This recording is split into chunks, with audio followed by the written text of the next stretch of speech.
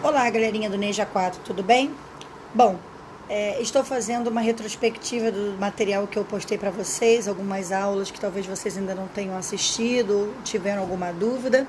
Então, eu coloquei o resuminho e vou tentar explicar para vocês, tá? De forma resumida, aquilo que nós já vimos, como revisão, tá bom? Nós estamos estudando os termos essenciais da oração. Na aula passada eu fiz uma revisão sobre oração, frase, período, e disse que uma oração é uma frase que tem verbo, que uma frase é um enunciado que tem sentido completo e que o período ele é formado por orações. Quando o período tem apenas uma oração, ele é chamado de período simples. Quando o período ele é formado por duas ou mais orações, ele é chamado de período composto. Bom, numa oração, nós temos termos. Se a gente for analisar as orações, ela é composta por termos. E os termos essenciais de uma oração, eles são o sujeito e o predicado. Em torno desses dois elementos que toda a oração ela é estruturada. Beleza? Então vamos lá. O que seria o sujeito, professora? O sujeito é o ser sobre o qual a gente faz alguma declaração. O predicado é aquilo que eu declaro sobre esse sujeito. Então, olha o exemplo que eu coloquei aqui, ó. As ruas são intransitáveis. Quem é o sujeito? As ruas. O verbo são. E qual é a informação sobre as ruas? São intransitáveis. E esse é um predicado. Olha o exemplo aqui. Os alunos chegaram atrasados novamente. Quem chegou atrasado novamente? Sujeito, os alunos. Verbo, chegaram. E o predicado, aquilo que eu digo a respeito desse sujeito. Chegaram atrasados novamente. Beleza? Bom, vamos falar do sujeito, certo? O sujeito ele tem um núcleo. É a palavra que tem a carga com o maior significado desse sujeito. Porque às vezes o sujeito ele é formado por mais de uma palavra, certo? Mas tem sempre aquela que representa o núcleo. Então, vamos ver os exemplos aqui. O garoto logo percebeu a festa que o esperava. Quem percebeu logo a festa que o esperava? O garoto. Quem é o núcleo desse sujeito? O núcleo desse sujeito é a palavra garoto, porque o aí apenas está acompanhando o substantivo. Ele é um artigo, e um artigo, nesse caso, não pode ser núcleo. A parte mais importante desse sujeito não é o quem. A parte mais importante é justamente o substantivo garoto. O predicado é a informação do sujeito, que é logo percebeu a festa que o esperava. Beleza, galerinha? E aí, nós vamos ver alguns exemplos aqui, tipos de sujeito. Nós podemos classificar esse sujeito de algumas maneiras. A primeira classificação é o sujeito simples. O que é um sujeito simples, professora? Sujeito simples é aquele que apenas tem um núcleo só. Então, olha só esse exemplo. Paulo comprou uma bicicleta. Quem é o sujeito? Paulo. Núcleo Paulo, um núcleo só, então sujeito simples. Exemplo 2. Os meninos estão brincando no quintal. Quem está brincando no quintal? Os meninos. Núcleo, meninos, um núcleo só, sujeito simples. Beleza? Então, vamos para outra classificação. O que seria um sujeito composto, professora? O sujeito composto ele é formado por dois ou mais núcleos. Então, vamos lá. Olha esses exemplos aqui que eu coloquei para vocês, aumentando aqui, ó. Camila e Lorena fizeram os doces da festa. Quem fez os doces da festa? Camila e Lorena. Eu tenho dois núcleos, portanto, sujeito composto. Olha o exemplo de baixo. A professora e os alunos ensaiaram para a festa da escola. Eu tenho dois núcleos, professora e a palavra alunos. Então, sujeito composto. Vamos ao terceiro tipo de sujeito. É o sujeito que a gente chama de oculto. Ele está escondido atrás do verbo. Ele também é conhecido como sujeito desinencial ou elíptico, né? Aquele que está escondido, aquele que está implícito, está subentendido. Ele não está aparecendo, mas eu sei quem ele é. A terminação do verbo me ajuda a entender, a descobrir quem esse sujeito é, ainda que ele não esteja explícito, ou seja, aparecendo na frase.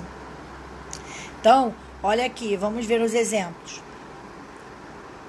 Estamos muito orgulhosos de você. Quem está muito orgulhoso de você? nós. O nós está aqui na frase? Não. Mas como é que eu sei que somos nós? Por causa da terminação do verbo. Estamos. Só pode ser o pronome nós. Então, como ele não está aparecendo esse sujeito, mas eu sei quem ele é devido à terminação do verbo, eu posso dizer que esse sujeito é oculto, ou desinencial, ou também elíptico, né? Que está escondido. Exemplo, outro exemplo. Deixei minha chave em casa. Quem deixou minha chave em casa? Eu deixei. O eu não está aí, mas eu sei devido à terminação do verbo. Portanto, esse sujeito, ele é oculto. Eu sei quem ele é. Ele só não está aparecendo. Beleza? Vamos ver o outro tipo de sujeito. O sujeito... Aqui, ó. Vamos lá. Indeterminado. O sujeito indeterminado é aquele que faz referência a alguém, mas não identifica quem é. O sujeito existe, mas eu não sei quem é. Cuidado para não confundir sujeito indeterminado com sujeito oculto. O oculto eu sei quem é. O indeterminado eu não sei quem é. Existe o sujeito, mas eu não tenho como determinar quem é. Então, olha o exemplo. Esqueceram de trancar a porta. Quem esqueceu? Esqueceram, não sei. Precisa-se de vendedores. Quem precisa? Não tem como saber. Então, a dica. No primeiro exemplo, quando eu tenho um verbo na terceira pessoa, esqueceram, né? Já é um indício de que o sujeito vai ser indeterminado. O precisa-se, né? Quando eu tenho um verbo que ele é transitivo indireto, e mais aqui, ó, o se, que é o índice de indeterminação do sujeito, precisa-se de vendedores, eu estou usando a terceira pessoa do singular, eu não sei quem é, eu não sei quem está precisando. Portanto, esses dois exemplos são sujeito indeterminado. Beleza, galerinha? Vamos ao último exemplo. Sujeito inexistente ou oração sem sujeito. Inexistente é que o sujeito não existe, não tem sujeito. Não tem sujeito, né? E aí tem algumas dicas, alguns macetes. Normalmente a gente tem sujeito que não existe quando ele é acompanhado por um verbo impessoal, quando esses verbos impessoais não são acompanhados por sujeitos e indicam um fenômeno da natureza. Por exemplo, choveu. Quem choveu? Não sei, simplesmente chove. Nevou, faz frio, faz calor. Quem faz calor? Simplesmente faz calor. São verbos impessoais. Eles não têm sujeito. Ou então, quando o verbo indica tempo decorrido, ó, o ser, o fazer, ou o verbo haver, quando ele significa existir. Quer ver? Houve fome na terra. Quem houve fome? Ninguém houve fome. Simplesmente houve fome. É o verbo haver, quando tem sentido de existir, a oração é sem sujeito. Então, olha alguns exemplos de oração sem sujeito. Nevou o dia inteiro. Quem nevou? Não tem sujeito, simplesmente nevou. Faz 3 anos que estudo nessa escola.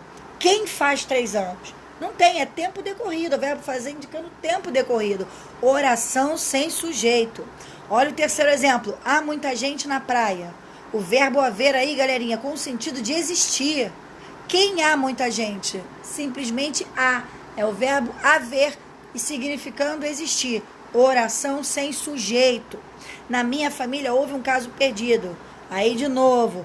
Quem houve um caso perdido na minha família? Quem houve? Ninguém houve. Simplesmente houve um caso perdido. Entendeu? Esse verbo haver com o sentido de existir. Oração sem sujeito. Beleza? Um forte abraço para vocês. Eu espero que vocês façam as atividades que ainda não fizeram. Até mais.